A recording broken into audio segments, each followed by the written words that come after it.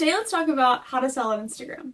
If you're new here, hello, my name is Lily and I sell secondhand goods and clothing for a living and I absolutely love my job. I sell on a variety of platforms including Instagram and also my website, Poshmark, and eBay. But lately Instagram has become my biggest seller. Today we're going to talk about how I sell on Instagram, how other people sell on Instagram, and how you can do it too. So let's go ahead and get started. I started reselling when I got to college in 2019 just to make a little bit of extra money, and around that time thrift pages were really popular. A lot of people started thrifting things to resell and posting it on Instagram, and at that time the really popular thing to do was to bid on items on Instagram. So that's what I did. I started an Instagram account to resell some things from my own closet, and then I transformed it into a bidding style page for clothes that I thrifted in addition to things from my closet. I would post the item that I was trying to sell, so whether it's a shirt, pants, whatever, and then a short description in the bio, and then I would have a starting bid price and then a buy it now price. People would bid and they'd have 24 hours to bid, and then whoever bid the highest or did the buy it now would win. I did this starting in August 2019 until about January of 2020.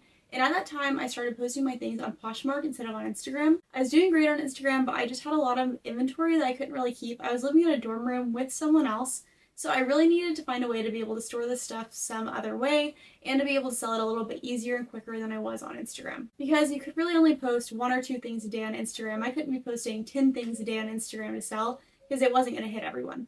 So I started posting things on Poshmark, and then I would feature the things that I had posted on my Poshmark on my Instagram feed.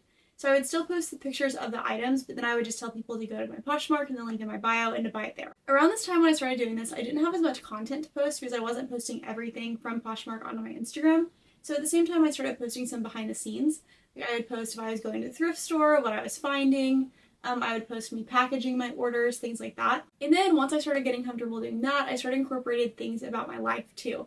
So the following year in 2021, I started kind of approaching Instagram like as a daily vlog. So I would post on my stories or in my feed if I was going, what I was eating or what my work from home day looked like. If I was going to class, what my outfit was of the day. I would also post things like how I was styling certain pieces, the history behind vintage pieces that I was finding, my wedding planning, things like that. Around that time, reels became really popular, and so I was posting some styling reels, but they weren't really getting any kind of traction. But then in May of 2022, I got married and I wore vintage wedding dresses at my wedding, and I made 2 reels a couple weeks after of my vintage wedding dresses, and they went viral. I had one that I think got about 2 million views, and then the second one got over 22 million views.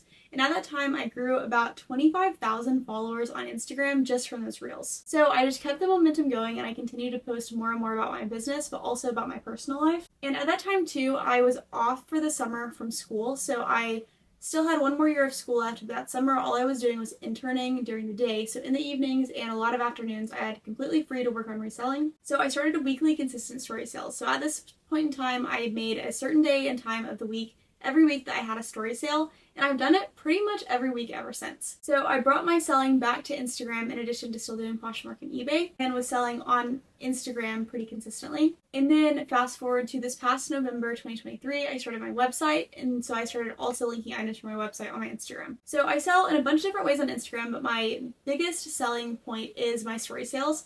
So every Thursday night at 7 p.m. Central Standard Time, I post about 30 items on my Instagram stories that are for sale to my Instagram buyers first. So I give a better price than I do anywhere else, and I post them first on Instagram. So I make it kind of like an event. I post countdown reminders throughout the week. I sneak peek different items that are going to be available in the sale. I like to post thrift hauls of when I'm finding things for the story sale.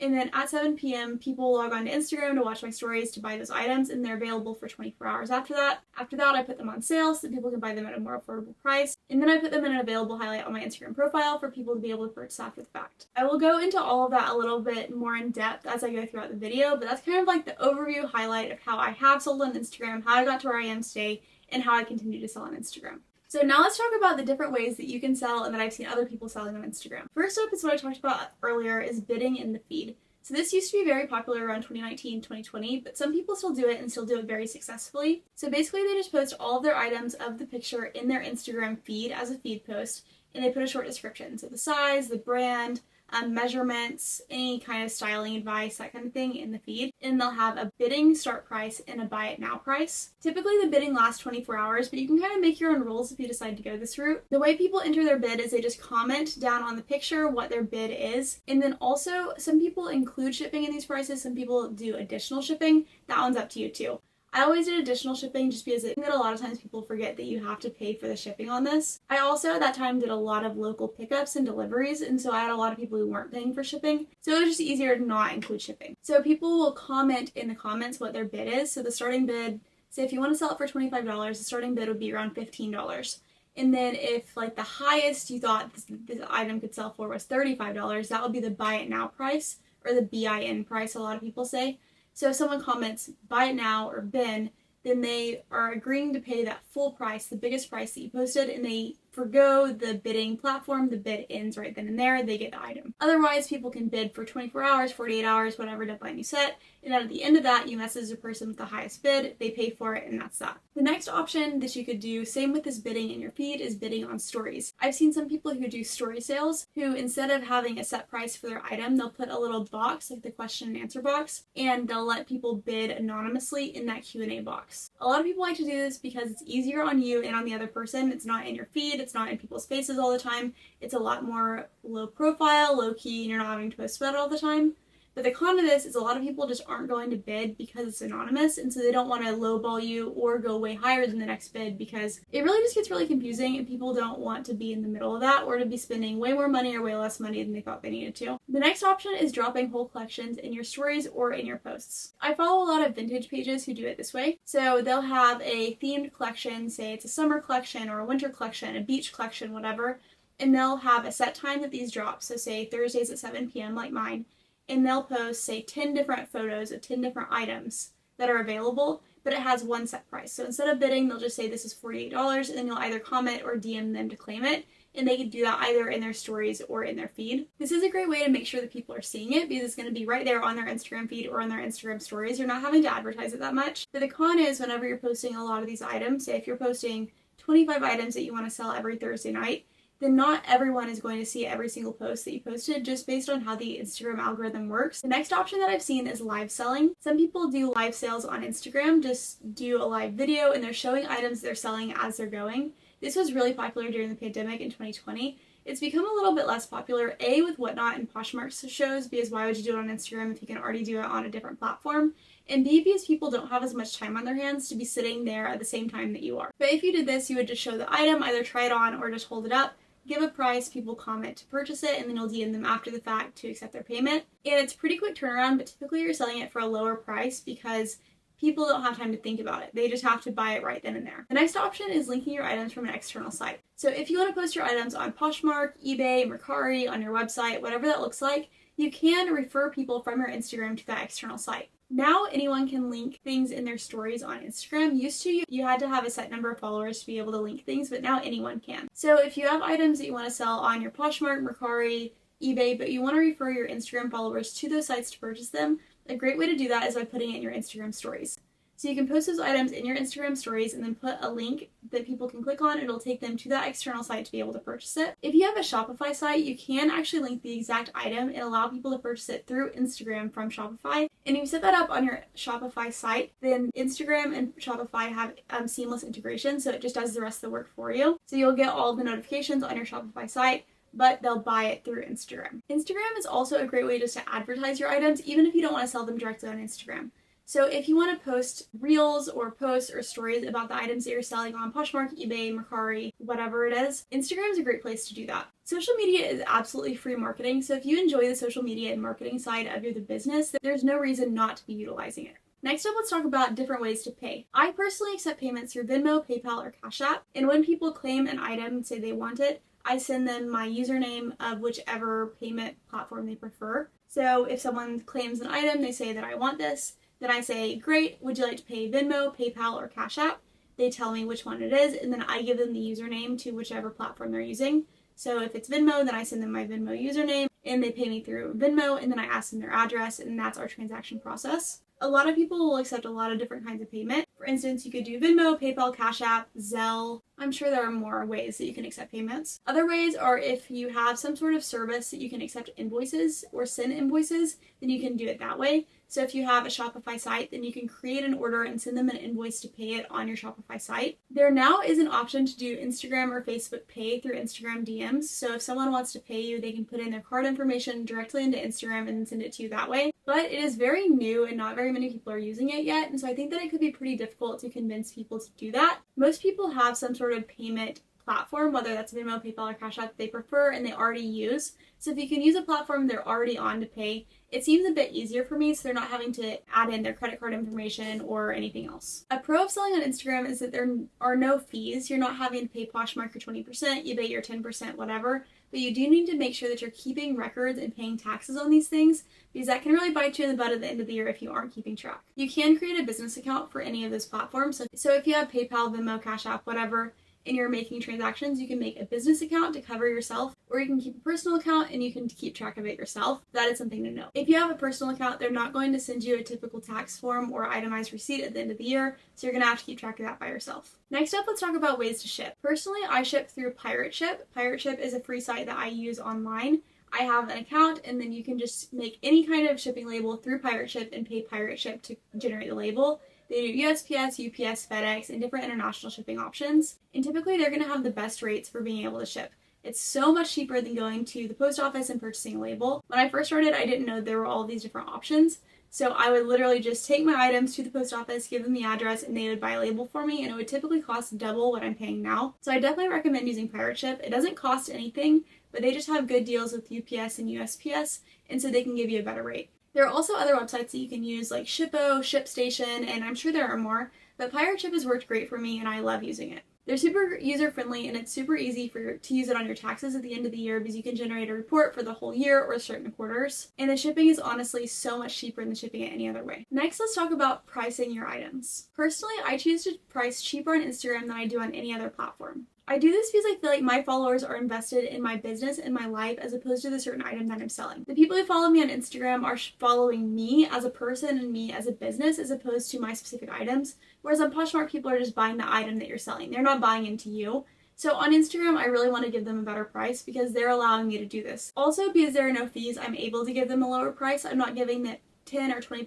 to Instagram to sell like I do on Poshmark. So I am able to take that 10 or 20% off. I also know that on Poshmark or eBay, I would be accepting offers. And so I'm not usually accepting offers on Instagram. So I would just go ahead and build that into the price that I priced it at. So for instance, if I list an item on Poshmark for $125, I have to know that Poshmark's going to take 20% of that, and I probably would accept an offer down to $100. So on Instagram, I would price it at $89, including shipping. So I'm profiting about $80 from that item, which is the same as if I was accepting an offer and giving Poshmark a percentage of my fees. Next up in pricing, I include shipping in my amount that I price it at.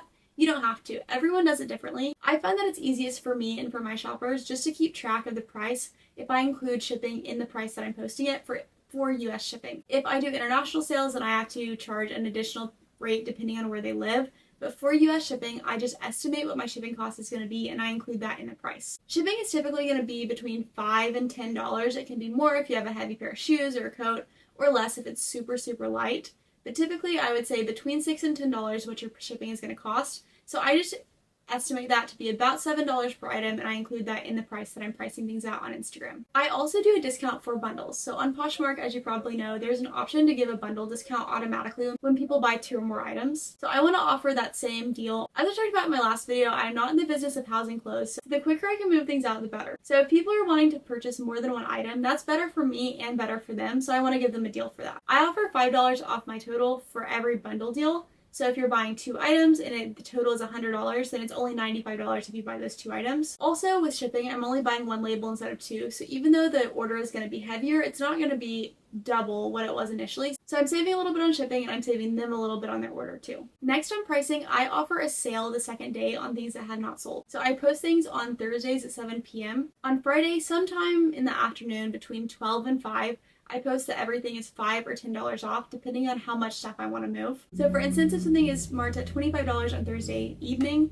if it has not sold by Friday afternoon, it's in only $20, and if they bundle 2+ items, then it's an additional $5 off their purchase. I just love to move things quickly and I love to find things new homes, and so the more that I can sell on Instagram, the less that I have to put my effort into selling on Poshmark or eBay. So I'm willing to sell it for less money if I can sell it quicker because I'm doing less work. And your time is worth money, so you don't want to forget that. Next up, let's talk about what to sell on Instagram. The things that sell for me on Instagram are a little bit different than the things that sell well for me on eBay or Poshmark.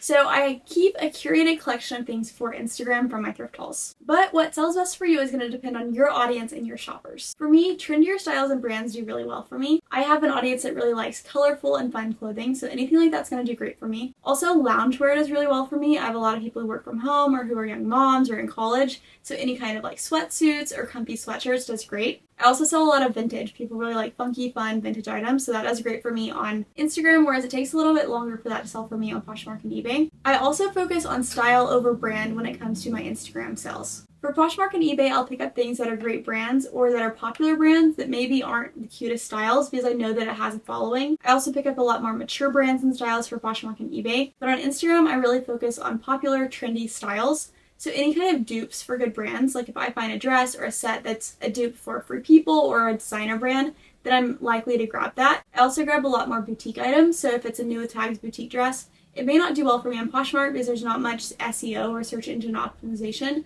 Not very many people are going to be finding that because they're not really searching for that. Whereas on Instagram, if they see the style and it's a popular style, it's likely to sell even if it's not a great brand. And honestly, sometimes it's especially better for me if it's not a great brand because I'm able to sell it for cheaper. For instance, in last night's story sale, I had this sweat set that was a dupe for the Free People Haley set.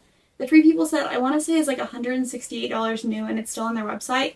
This set I was able to sell for $35 because it was just a boutique dupe. It was only $68 new, but people really want that style and so they're willing to still buy that even though it's not the brand. And finding boutique styles and dupes are a lot easier at the thrift store than finding those great brands all the time, and people do want them, so Instagram is a great place for me to sell them. What works great for me too is having a variety of sizes and styles. So I like to have extra small through 4X in most story sales, and I definitely want to have some items from every size. The most popular sizes are medium through extra large for me, and so that's where I want to focus the majority of my items. Personally, I want anyone to be able to go onto my Instagram story sales, and even if they're not wanting to buy something, see something they would be willing to purchase or at least wear and it be in their size and style. So I try to have a little bit of everything in my sales every week because I never want someone to watch it and feel like there wasn't anything for me. That's also why I choose to include more items than I feel like most people do in their story sales. I currently include somewhere between 30 and 35 items in my story sales every week. And the reason that I do that is because I want everyone who scrolls through that to see something that they like or that they want when they see it. And then as for prices, I feel like things on the lower price point do better for me on Instagram, but I don't exclude anything. So things from $25 to $40 are my most popular selling point.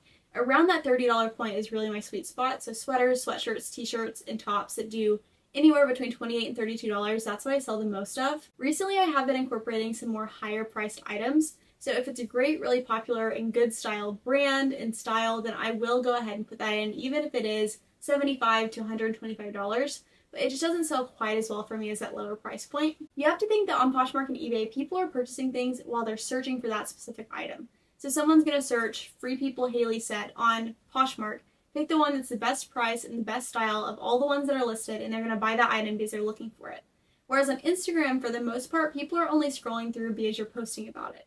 So you have to really draw people in to want to buy what you have because they're not seeking out those specific items. So having a lower price point and more popular and trendy styles do better for me because anyone can happen upon those and decide to buy them. Whereas a larger purchase like $89 or $99, you kind of have to think about that and budget for that. Whereas $25, a lot of people have that expendable income to be able to purchase a t-shirt for $25. I really suggest when you're first starting out just to try a little bit of everything. Try different sizes and styles, colorful and neutral, modern and vintage, just a little bit of everything between brands, styles, sizes, and seasons, and just see what does well for you with your following. Another great way to know what to sell is to poll your audience or to do a Q&A box in your audience. So when you're out thrifting, maybe take a picture of the thrift store and post on your Instagram story with a question box. What are you shopping for right now? Or what trends are you liking right now? You also can do polls. I like to, about once a season or once every other season, post different runway trends or just trends that I'm seeing on Pinterest and TikTok onto my Instagram stories and ask my followers what they think about them.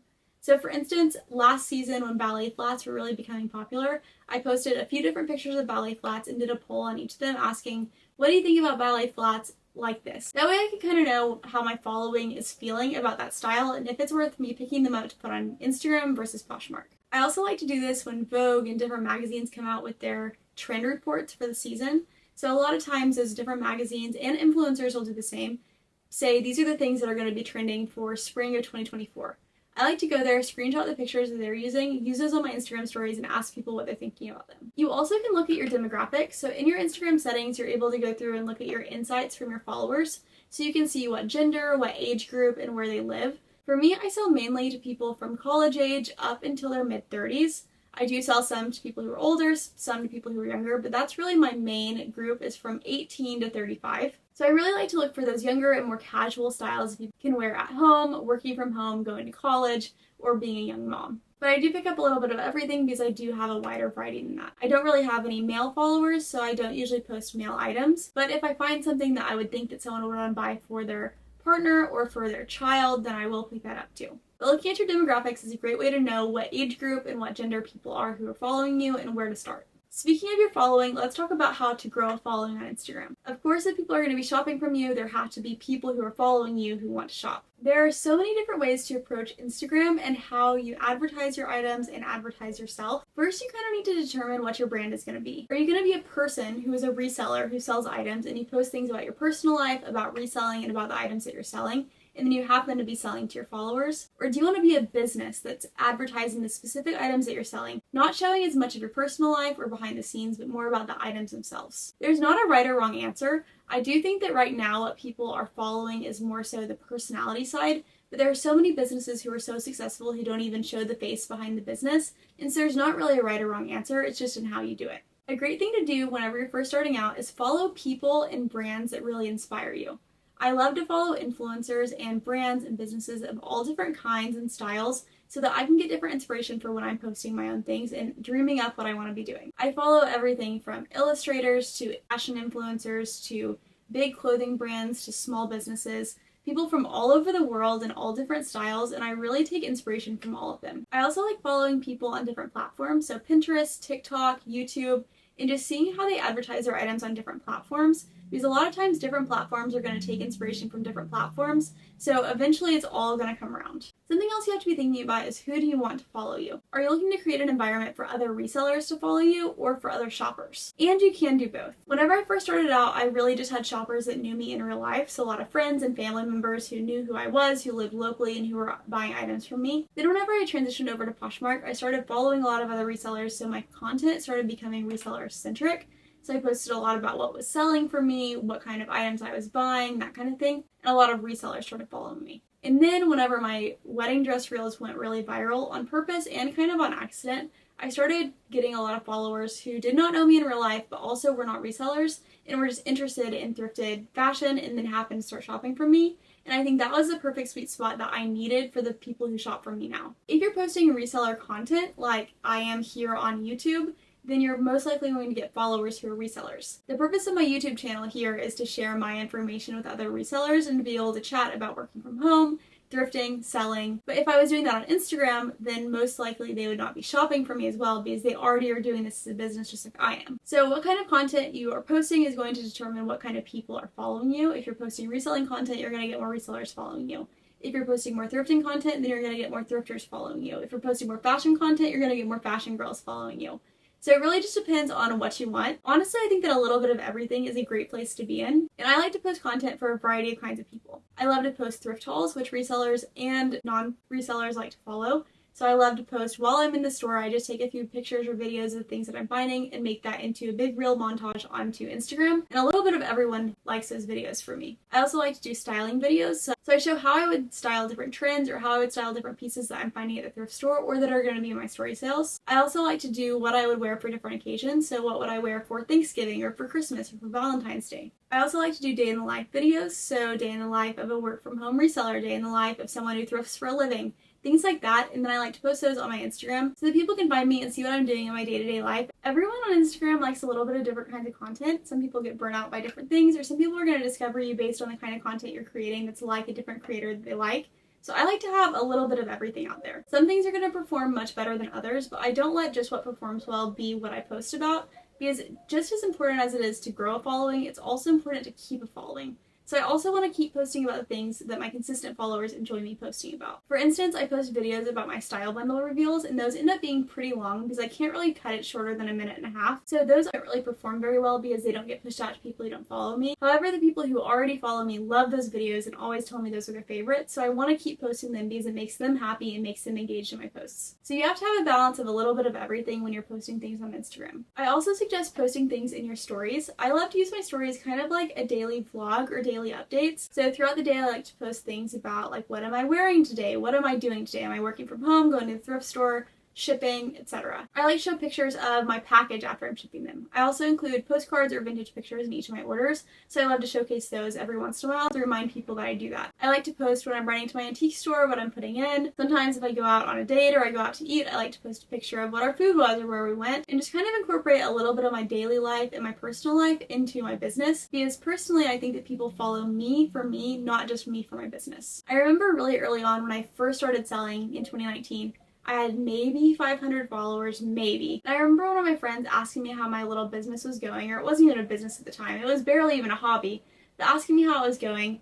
And I said that it was going really well and I was selling more things than I expected to sell. And I remember her saying something along the lines of, I was so successful because of who I was. And I remember being really offended when she said that, because I wanted to be successful because I was good at my business, because I was good at Instagram, because I was good at SEO, that I was good at picking out good items at the thrift store. But really she was right, and people were following me because they were invested in me and in my life. And I think that it's now still the same way. There are people from all over the world who follow me who I would consider my friend, who know more about my personal life than a lot of my peers do, but they shop for me and they invest in my business because they like who I am. Anyone can pick up pretty things, anyone can make pretty content for Instagram, but not anyone can be you, and that's what your superpower is when you're growing an Instagram following or a following of any kind. So posting the things that make you unique and you personal, showing where your money is going. Like, I love to volunteer and I have a few different nonprofits that are really important to me. So every once in a while I'll say all of my sales for this week are going to this women's shelter, or I'm going to spend this work day, instead of working, I'm going to the food bank to volunteer. And showing that makes me more human. Also showing, oh, my husband was helping me package my sales because I didn't feel well, or I'm taking my dog on a walk, or when I go thrifting with my mom and my grandma, I love to post about that because that's part of why I love my job and why I'm able to do the job that I do. And so people want to know about that. They want to know where their money is going and what kind of person they're investing in. I actually studied advertising and marketing when I was in college, and we talked about all the time about how Gen Z especially is more dedicated to the person they're giving the money to than the brand itself. So whenever you're selling people who are a little bit younger or who are used to social media, they're going to care about where their money is going, and so I think it's important to show your personal life, if you choose to. There are definitely brands that are so successful who never even show a face behind their business, so if you decide to make your brand a business instead and focus on the items, that's great too, and that's totally doable. But that just didn't really work for me and wasn't very sustainable for me, and I enjoyed doing like the influencer or kind of behind the scenes part of it too, and I think that worked really well for me. If you decide to not go the personal life route, that's totally okay. But you're going to have to work a lot harder at getting your items shown and showing your items well. So whether that's pretty pictures of your items, showcasing the different brands and behind the scenes, having really great photo shoots, and aesthetically pleasing feed posts, I think are really important if you're going to focus on that instead. An account that does that really well is Springy Jeans. They are so popular on Instagram among Gen Z, and they sell out of hundreds and hundreds of their items on every drop every single week, and they hardly ever show the face behind the scenes. They're definitely a great account to look at showing how you can do it without showing your face or your personal life. If you are interested in showing your face and your personal life, there are a ton of different great accounts to follow. Resellers who I love to follow who do this really well are Resell Over Retail, All Things Pink Honey, Ginger Marvin, and a bunch of others. An antique booth reseller that I really love to follow is My Weathered Home. She does a great job showing the behind the scenes of her antique booth finds. A business that's not a reseller that I like to follow is All Things Lillian. She does a great job showing her behind the scenes of her everyday life in addition to her business. A boutique who does this really well, one of my favorite accounts to follow for marketing right now, is Savvy K Boutique on Instagram and on TikTok. And there are millions of others I draw inspiration from who do an amazing job, but those are my favorites right now and who I think that do such a great job showing their personal life and their business and integrating it seamlessly in order to get sales from their followers. Now, once you have some followers, you have to make those followers buy the things that you want to sell. There are tons of different ways to do it, but here are a few recommendations that I have. Something that I love to do is make countdowns on my stories and on my feed to show people and remind people when my story sale is going to be. So for instance, if my story sale is going to be on Thursday at 7 p.m., if I go thrifting on Monday or Tuesday, I like to post a few sneak peeks in my stories, and then I like to put a countdown box that you can make in Instagram that says story sale, and then it has a countdown to when my story sale is. So like 3 days, 7 hours, 22 minutes, whatever. And if people on Instagram click that box, they can set a reminder in Instagram that will send them a notification when my story sale starts. So that's going to continue to generate the reminders and the hype for my story sale and remind people to come and look. You also can set countdown reminders in your feed post. So if you post something in your Instagram feed that's like a picture of something that's going to be in your sale or something that's going to be for sale on a certain day or time, you can put a little countdown on that. That'll be at the bottom of your post, and they can just click that and it'll send them a reminder for when it's going to be available. Something that I talked about a little bit earlier that I like to do too is making posts and reels of the items that I'm selling. Every week I have my story sale on Thursdays, and on Tuesday or Wednesday I like to post a sneak peek of the items that are going to be available. Sorry for in a different spot, my camera died for a minute. So we're back. But lastly, about advertising, I think the most important thing that you need to remember is that if you're not the most excited person about your items or your sale that you're having, then no one is going to be. You should make it like an event. It should be like a party that people want to show up to. When you have new items that are dropping or a story sale is happening, it needs to be a happening that people want to put in their calendar and remember. So make countdowns, advertise it, say that people need to be there early, that things are going to sell out. You don't want people to miss it, and you want to make it a good experience for them. Be nice to them whenever you message them. If someone asks about something that's already sold, tell them that you'll be looking for more items like that for them and actually mean it. Make relationships with your customers and potential customers when they message you about an item, and just make it an overall good experience for the people who are wanting to shop from you. Because you have to remember they're spending their hard-earned money on what you're doing to make your hard-earned money, so you want to make it a great experience. Next, if you're wanting to do story sales, let's talk about how to film and create these story sales. Personally, I choose to model my items. I am fortunate to be able to fit into most of the items that I'm selling, so I model pretty much everything. If it's way too big or way too small for me, then I'll just hold the item up and use stock photos to show the fit. But you of course don't have to do this. I think that modeling is great so that people know how it fits, you can say how it feels. Another option is you can use a mannequin. You can put the items on a mannequin and show how it looks on the mannequin and how it fits. You also can use it on a hanger, have like an aesthetically pleasing white background or some kind of background, take pictures or videos of the item on a hanger. You could do it on a clothing rack. I see this a lot in live selling. If you have a physical clothing rack that you can put the items on, show it on the clothing rack, take it off, show what the item looks like, front and back. I personally use videos. I think that it keeps the audience's attention a little bit longer because I'm moving so they can see the item from different angles and different perspectives, and also it makes them look at it longer and think about it. Whereas a photo, it's only going to last for a few seconds and it's going to move on to the next one. But that one is personally up to you. When I did photos, I didn't sell as many items, and I think that's because people had more questions about the item that they couldn't see the answer to in the video. But again, that is totally up to you, and different things work for different people. I also like to utilize stock photos to show how the item could be styled or how it fits on different bodies. So using the stock photo that I would usually put as the cover photo on Poshmark, I just add that to the story video that I'm putting on my stories so people can see it. Something else I love to do is find inspiration pictures. So I love to go onto Pinterest or onto Google and find how different people would style these items, especially for vintage items. So if I find a trench coat, for instance, then I'm going to Google on Pinterest vintage trench coat outfit or tan trench coat outfit. Screenshot my favorite pictures from there and put that on my Instagram stories as well so they can see different ideas for how to style it and how different people wear it. I also put my description, my measurements, and my price right on that story that I'm posting on Instagram all in one place. So I just film on the camera on my phone, use the front camera and just video it, and then I put that in the Instagram app and I add all my descriptions. I do this in advance. I like to film and have all of it done the day before my story sales happen because I hate being last minute and I never want to have to worry about that. So I film the day before and then add all the description, measurements, sizes, price, all that kind of stuff in the Instagram app. And then I start posting all my items about 15 minutes before my story sale starts. So on Instagram, it can take a little while for all of your stories to post, especially if you're posting 50 stories in a row.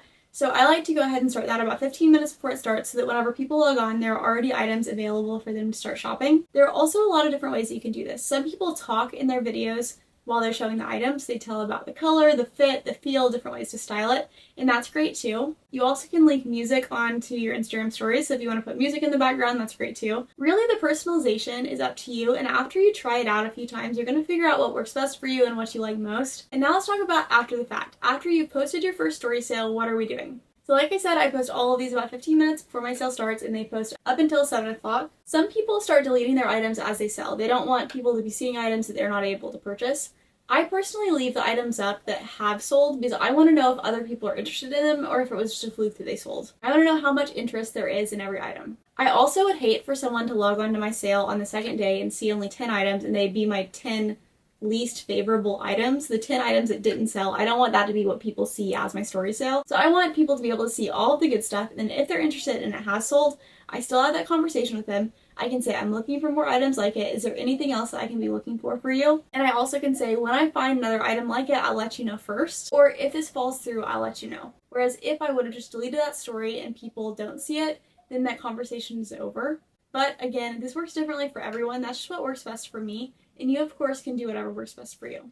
Next, on the second day of the sale, like I talked about, I make everything for sale, $5 off or $10 off, depending on the week, typically $5 off. And I post a news story about that the day after and say, go back and look at everything that's still available. Everything's $5 off.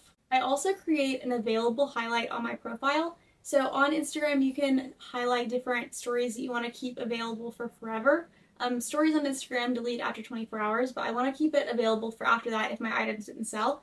So I create an available highlight of everything that's still available after that 24-hour mark. And that way I can refer people back to there to see what's still available, and so that people can keep shopping as they happen upon my profile. And then I also follow up with any messages that did not turn into sales. So if anyone messaged me asking about the fit or the style or the price of any item, but they didn't end up purchasing, I follow up with them after that first day and say, hey, this is still available. Do you want to do it for $5 off?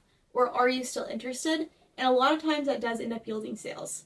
I used to be afraid of doing that because I thought that I would annoy people or frustrate people, but a lot of times either people just forget and get busy and don't message me back, or people are interested but they're not able to do that specific price, or they were worried about the fit and I can offer more measurements, and they end up buying it after the fact. And then for me, anything that does not sell on Instagram, I then go and post on Poshmark, eBay, and my website so that people can buy it who didn't want to buy it on Instagram. And in the following weeks, I make sure to refer people back to my available highlights. And every couple of months, I'll do a sale on them. So everything here is $10 off, or everything is, I've even done up to 50% off. Because if I'm having items that aren't selling on Instagram and aren't selling on Poshmark and they're just sitting in my office, I would rather move them and actually get some money for them than just donate them and not make any money at all. So I like to do big sales, big discounts to be able to move some items. And every sale that you're making is a potential connection that you're making to one of your followers. So even if you don't make a ton of money off of every item, if you're making a potential customer that's going to come back and purchase more if you give them a good experience, then that's worth it to me. Something else I want to note is it seemed really intimidating to me at first when I started posting on Instagram because I didn't have a big following, and I felt like I needed to have X amount of followers to be able to do this successfully. So I didn't want to do story sales until I had 1,000 followers, or I didn't want to link products until I had X amount of sales. And I just felt really overwhelmed and nervous about putting in the effort and it maybe not working well. And I'll be honest, I had a lot of story sales in the beginning and a lot of items in the beginning that just didn't sell. I had story sales where I'd sell maybe one thing in my whole story sale, and it would be so frustrating. But really, people want to see consistency, and they need to trust you and your brand before they're going to buy anything. So if you have a story sale or if you have a drop that isn't successful, that's okay, and it's not the end of the world. It doesn't mean that people don't want to shop from you. Maybe the right people haven't followed you yet, and maybe you just need to keep building that practice and that experience before people are going to be shopping. And also, you don't have to have any certain amount of followers to be making sales. There are people who have tons and tons, tens of thousands of followers who can't sell anything because they don't have deeply invested followers. And there are other people who only have a couple hundred followers, but they sell things every time they post them because their followers are deeply interested in them and in their business. So as long as you're making a good relationship with the people who are buying from you and who are following you, you can definitely make sales regardless of how many followers you have or how long you've been around on Instagram. But the very first step that you have to do is start. So if you don't have a business Instagram profile, I suggest just going and starting one. It's not going to hurt anything. And if you have an account that you're not using or you're not having good results on, there's no harm in changing it up. And I think the end of 2021 or the beginning of 2022, I completely scrapped and rebranded my Instagram. I kept all of my old posts up, but I changed how I edited things, the kinds of stuff that I was posting, the kinds of people that I was trying to target, and just completely started over. And I don't think that I lost any followers doing that, and if I did, then they're not the kind of followers that I want there anyways. The outcome was so much better because I was being so much more authentically myself. Nothing is ever going to hurt for me rebranding and changing things, and just be authentic about it. Create a kind of profile that you want to follow, and create kinds of posts that you would want to see. For your profile picture, you can do anything, whether it's a picture of you, a picture of clothes, or a picture of your logo, but I do suggest, regardless of what it is, picking something that's identifiable to you and keeping it that way for a long time. If you're always changing your profile picture, then it's going to be really confusing and overwhelming to your followers, especially the ones that aren't very deeply committed. So find something that feels like you and your brand and stick to it. As for your name, I really suggest using your business name and trying to keep it cohesive across all of your platforms. So if you already have a business name on Poshmark or on eBay that you like and you want to stick to, I would use that exact same name on Instagram. So I'm a little bit of my closet across everything. On Poshmark, I had too many characters to be able to keep that, so I think it's a little bit O my closet. But on everything else, I'm lil.bit.of.my.closet, and it's the same across everything. So if you want to look me up on Instagram or TikTok or eBay or YouTube, it's going to come up, and it's much easier for people to be able to find me. And then on your Instagram profile for your bio, I think it's really important to be really authentic and show people what they're going to be getting. For me and mine, I have thrifted fashion made fun, because yes, I'm posting thrift finds, but I'm also posting fashion tips and advice, styling advice, thrift hauls, style bundle videos, all things around thrifted fashion. So whatever your Instagram profile is going to be, put that in your bio, and it can change over time. I also put story sales every Thursday night at 7 p.m. because I want people to know they can expect story sales at the same time every week, and they know when to come back to my profile. And then I also put shop style bundles in my website below, because in the link in my bio I have my link tree that has all of my links, specifically my style bundle form, my Poshmark, and my website, and I want people to know there's more to shop than just what's on my Instagram. You also can build credibility in your Instagram bio. Some people put